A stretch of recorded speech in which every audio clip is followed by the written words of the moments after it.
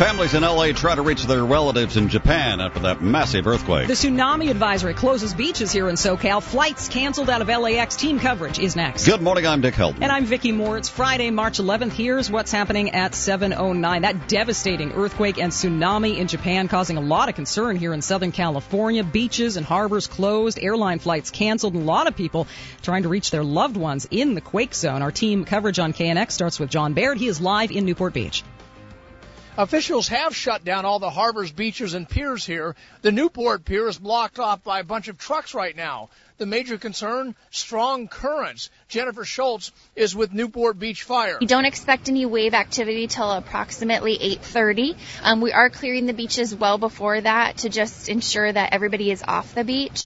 One man went home to grab some supplies just in case and his passport, and he said authorities were calling everyone early. They called up all the residents on their landlines, giving a warning of a tsunami warning to just be aware of it and not go in the water. And authorities have been kicking surfers out of the water, too.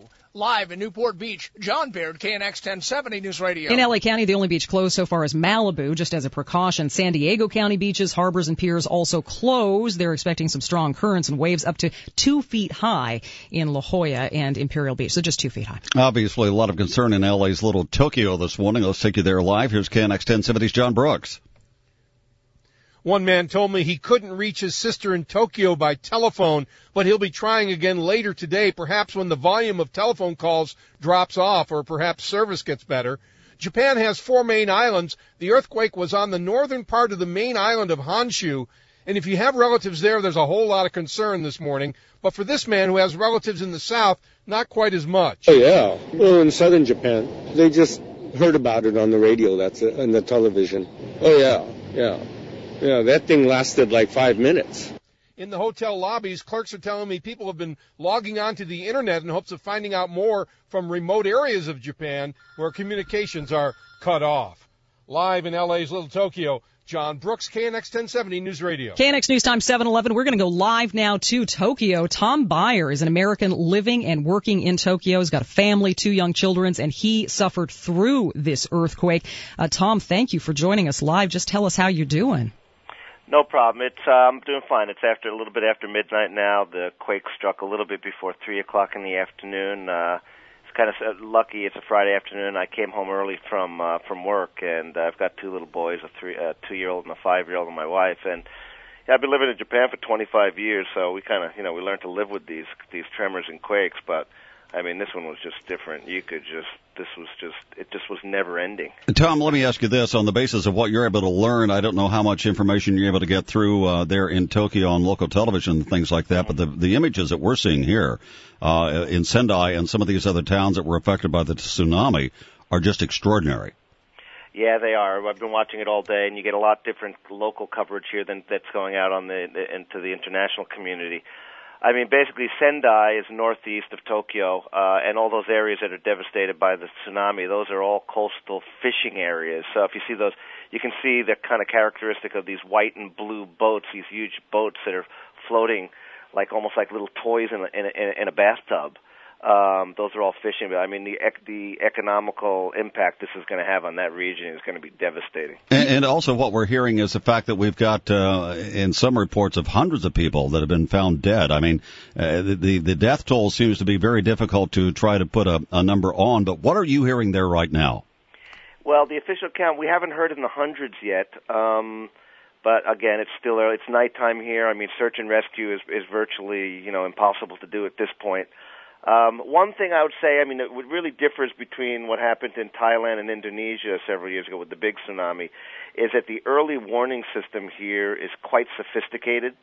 I mean, even before this quake hit, my cell phone started, it was an alarm. I didn't even know what it was at first, but my phone basically became activated, and it was an early warning signal that the earthquake was actually coming. But as soon as the earthquake hits in Japan here, everybody dashes to the telephone to see exactly where the center was, to see what the tsunami warning is going to be. So, I mean, the fingers are crossed, but I'm hoping it's not going to be this big devastation. I'm sure it's not going to be like it was in Thailand. dashing to the telephone. I mean, Tom, when there's like a 5.5 here in Los Angeles, I'm running outside like a crazy person because it makes me all nervous. And when I heard that this was an 8.9 earthquake, I thought, we've got another one that's coming right now. I've got a big tremor coming right as I'm sitting here. Go ahead, tell us about it. So that's just, I'm just sitting here, everything's shaking.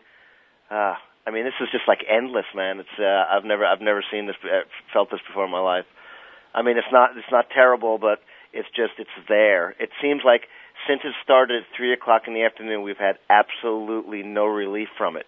It's just continuously shaking constantly. We've heard there have been something like 64 aftershocks, maybe more than that. The 8.9, though, how did that feel? What did you do when that happened? Well, I was saying to some other people before, to some other interviews, you kind of feel like you're prepared for this, but once it hits, it's just everything goes out the window. You're not real sure what to do. Everything becomes a little disorientated. The most important thing was the fear for the children because I've got a 5 and a 2-year-old. But, you start opening windows. You're supposed to open the doors. You're supposed to go to areas where it's more safe. And then we thought it was going to, taper off, but it just kept getting worse and worse and worse and worse. It was like I said, it was just like living in a nightmare. We're talking to Tom Byer. He's in Tokyo right now. A live report with us here on KNX. Just went through an aftershock, which obviously, as I could tell in your voice, it must just be frightening to feel those things. I was in Tokyo about 3 months ago. Tokyo, in many ways, is kind of a vertical city. There are many very tall buildings. I can't even imagine having been on the top of one of those buildings. A lot of hotels, for example, in the financial district, are actually built on the top floors of some of those buildings. Well, you know what?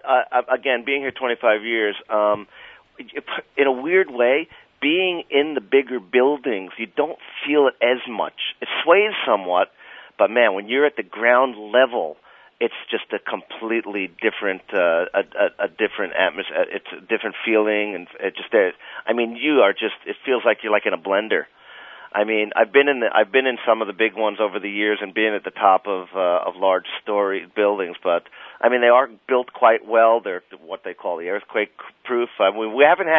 There's no buildings that have toppled over all over Tokyo here, that's for sure. But there were plenty of fires in around Tokyo and the surrounding areas, mostly gas leaks and gas oil facilities that went up almost like a bomb was dropped on them.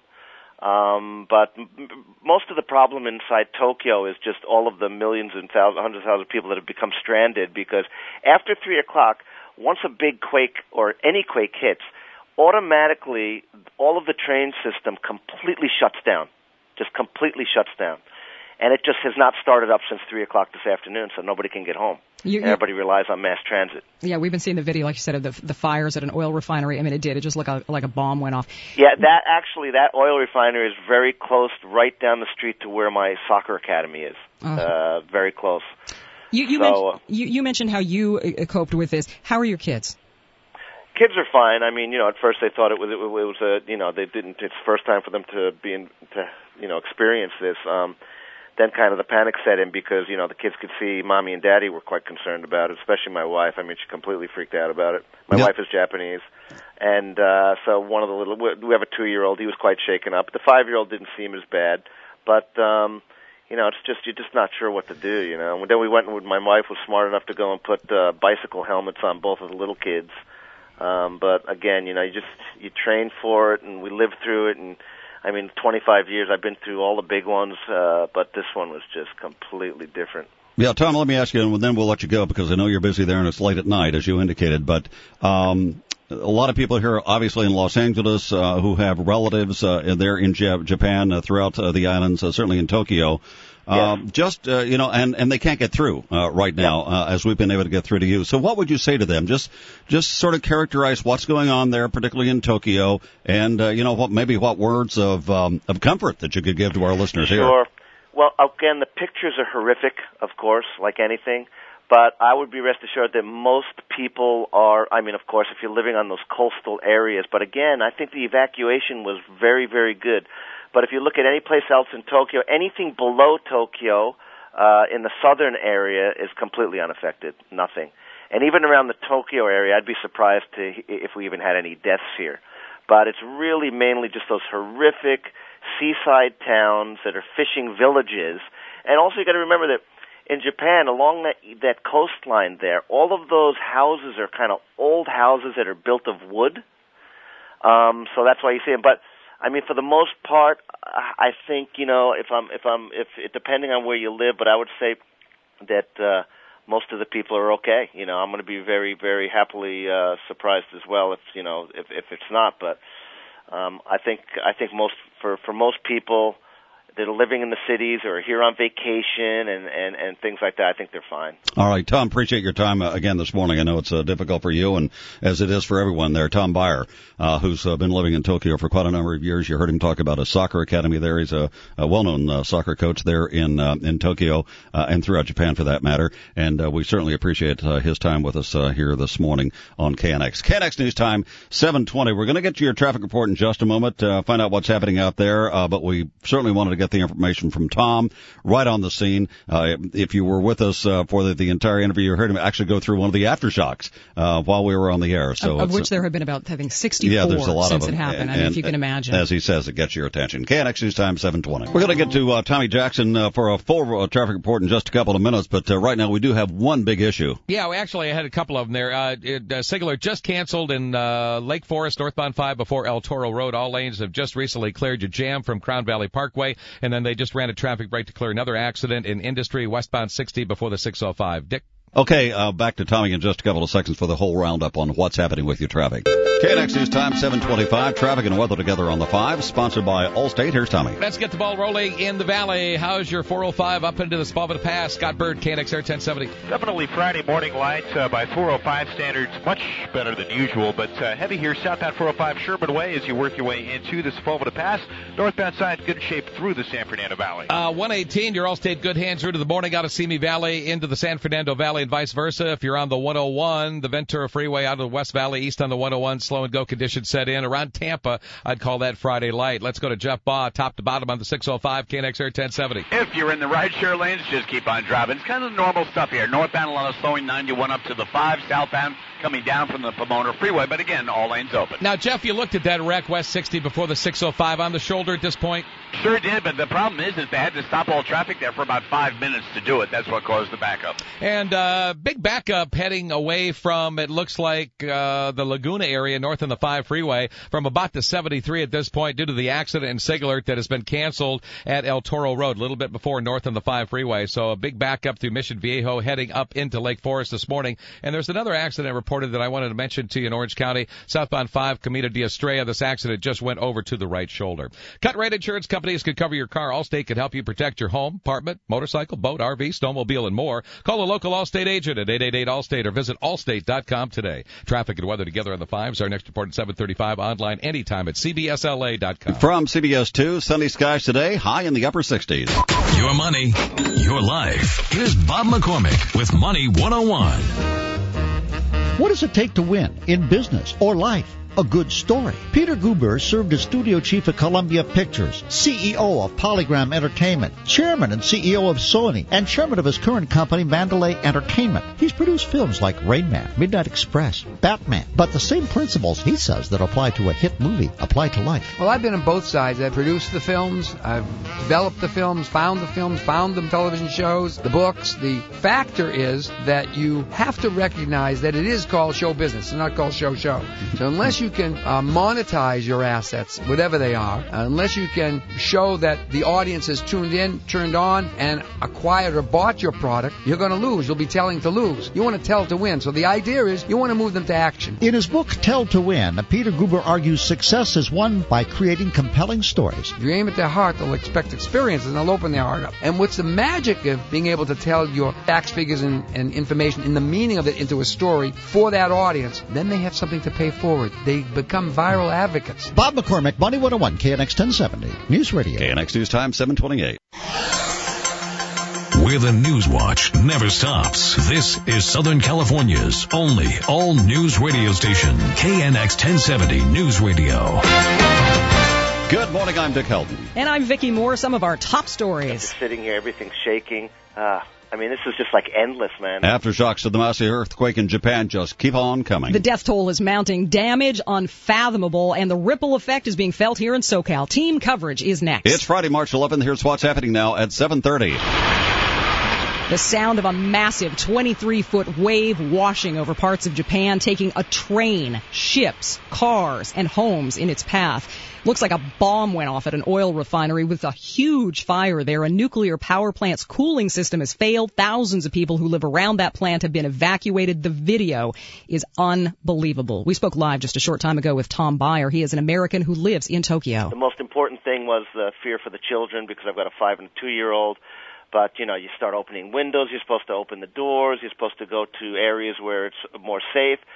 And then we thought it was going to, taper off, but it just kept getting worse and worse and worse and worse. The quake hit an area about 200 miles north of Tokyo, closer to the quake zone. At least 300 bodies have been found in one town alone. In Hawaii, the first tsunami waves have caused no real damage to speak of, although the airports have been shut down as a precaution in Japan, some of them, and many flights have been canceled at LAX as a result of that earthquake. Now, the quake in Japan initially rocked the financial markets, but things are settling down a little bit on Wall Street. Here's our money editor, Bob McCormick. Actually, Dick, we've been positive a few times, although right now the Dow is down by 31, the NASDAQ off by 5, the S&P 500 is flat. We did have a report on consumer confidence that affected the market. That dropped as well. And we have job openings declining in the month of January by almost 100,000 from the month before. Retail stocks are falling.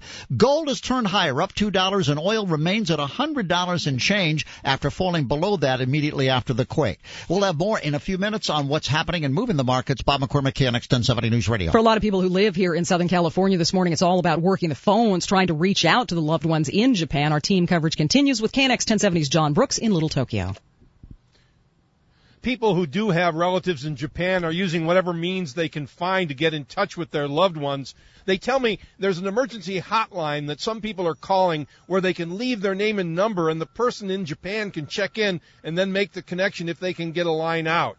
This woman was able to quickly get a hold of her brother by telephone in Tokyo, but she was worried that her mother was traveling in the earthquake zone. I called my mom, and she didn't answer.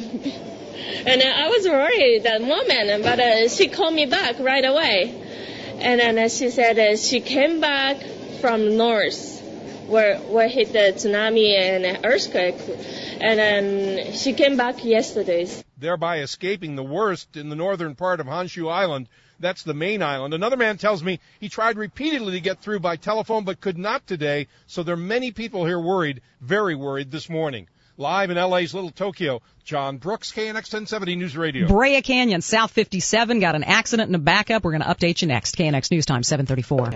KNX News Time, 735. Traffic and weather together on the 5s. Here's Tommy. All right, we're going to begin with a accident that's working in the Brea Pass, coming out of the Brea Canyon over the 57. Mike O'Brien, KNX Air 1070. It's the 57 southbound, just approaching Lambert Road, where they've just cleared to the right shoulder just a few minutes ago here. Looks like the volume is fairly light, so that has helped out. This normally would have done a lot of damage, but the backup remains about a mile and a half back to Brea Canyon Road. I just took a call from Luis traveling through Monterey Park in Montebello this morning, East 60 around Garfield, and the off-ramp accident pushed over to the right shoulder, but he says it is creating a backup. Now into the San Fernando Valley, northbound 5, Pacoima, northbound 5 before the 118.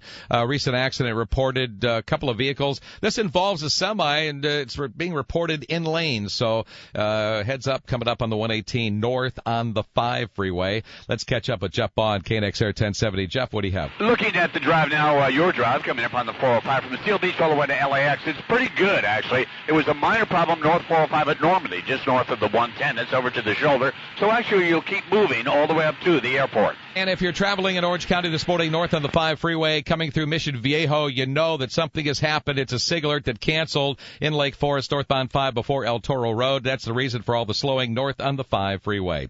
Traffic and weather together on the 5s. Our next report at 7:45, online anytime at CBSLA.com. Now let's get the quick update on what your forecast looks like for today from CBS 2 meteorologist Josh Rubenstein.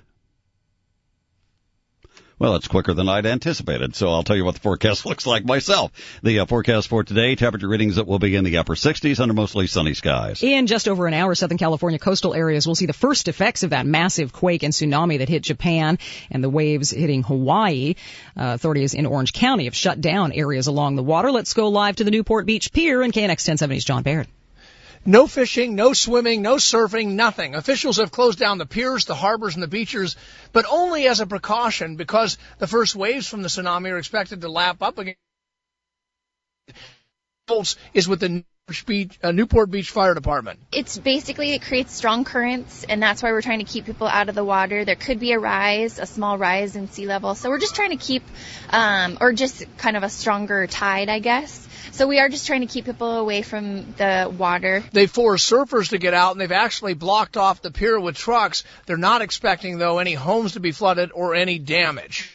Reporting live in Newport Beach, John Baird, KNX 1070 News Radio. Insurance companies taking a big hit as the markets react to that quake in Japan. Bob McCormick will tell you more in Money News next. KNX News Time, 7:38. KNX News Time, 7:40. Well, this has been quite a morning. Let's get the latest on where the financial markets are. Here is Bob McCormick. Well, Dick, let's start with some of the more mundane news. Retail sales. Shoppers did snap up new cars, clothing, and electronic gear last month, pushing retail sales up for the 8th month in a row. Retail sales up 1%. We do have a market that has been really roiled by what's been going on. First in the Mideast, and then now, of course, the big earthquake. Asia markets just tanked, and we have European markets lower. The insurance companies are taking a big hit, especially those based in London and Europe. That's where most of them are, and they have big exposure to the quake damage. The Dow is down by 30. That's off the previous lows we had. The NASDAQ down by 7 and stands at 2693. The Dow still below 12,000. S&P below 1,300. It's flat, really, though, now at 1294. Gold is flat at 1413. It was making a run for it higher after selling off the last couple of days. Oil prices just over $100 a barrel. We did have a drop in the number of job openings, according to the government, from 2.9 to 2.8 million in the month of January. And consumer sentiment was lower in mid-March, mainly because of the higher gas prices, which are up over 55 cents in the last 30 days in L.A. With Money News at 10:40 past the hour. Bob McCormick, KNX 1070 News Radio. KNX News Time, 7:41. KNX News Time, 7:43. And continuing our coverage here this morning on that massive earthquake in Japan, Stephanie Suzuki is in Japan right now. In fact, Stephanie, she's on the news line with us now. You are, as I understand it, what, about 100 miles from the epicenter of the quake? I'm not as close as that, but we're inland from Tokyo, so we're farther than that. Okay, so but just give me a description of what happened as the quake occurred.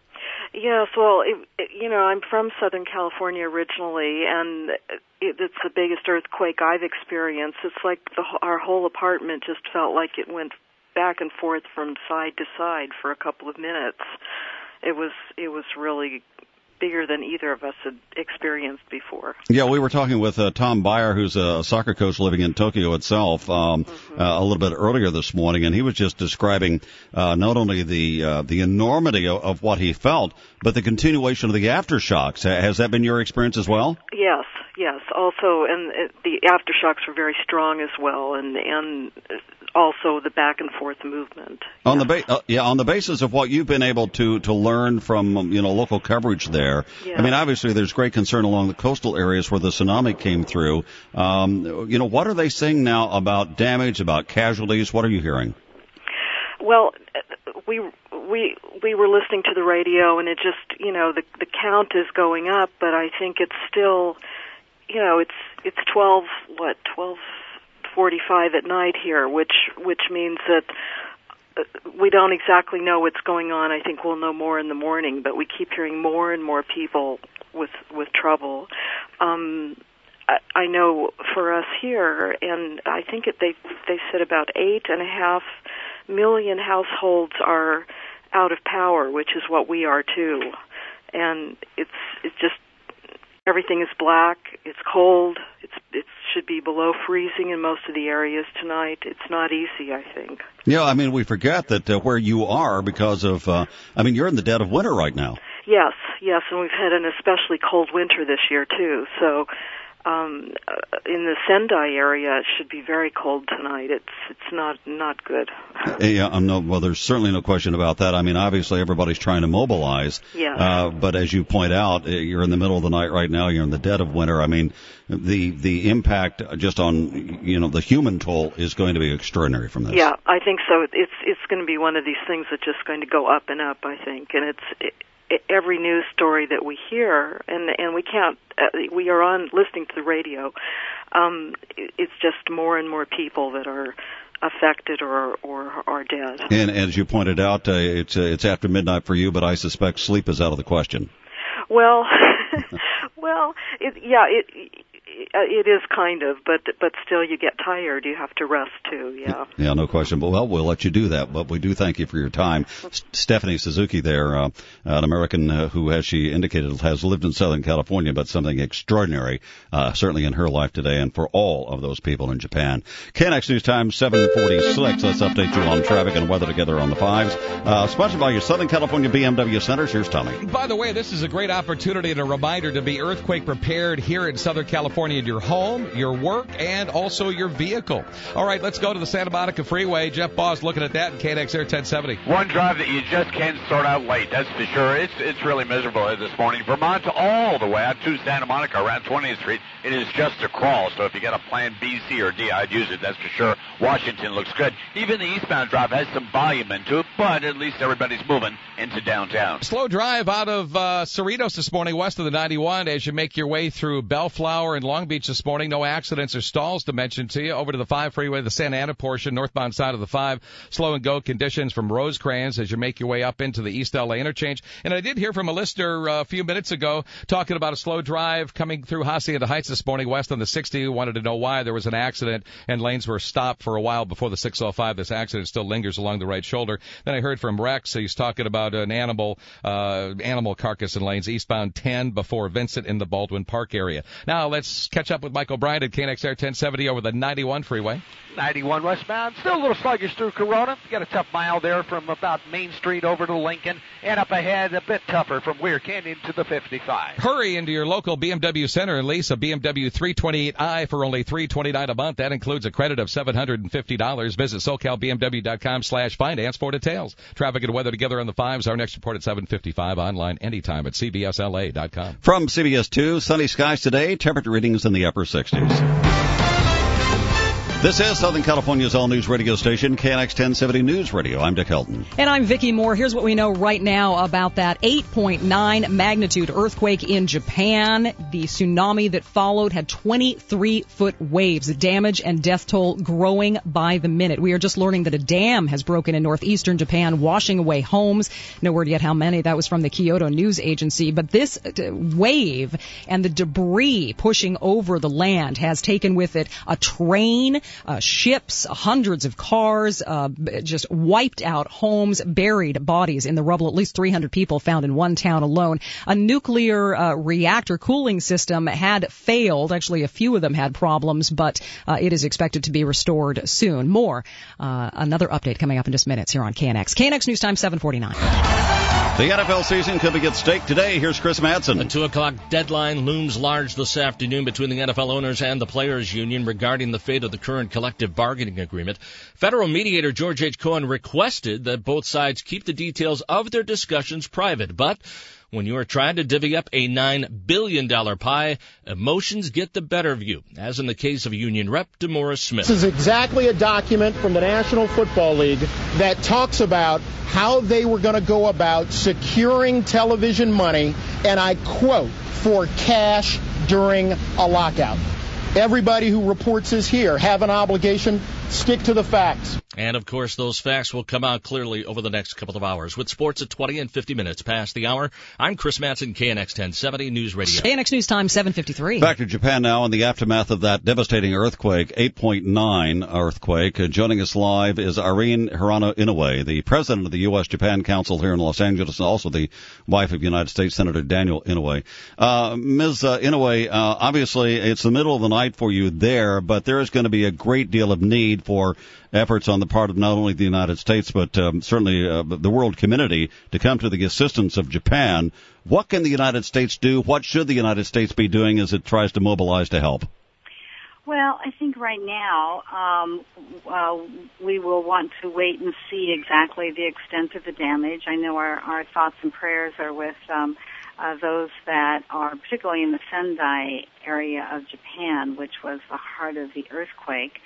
And I think as we begin to see the extent of the damage, that we will want to work closely with leaders here in Japan to determine how best we can support them.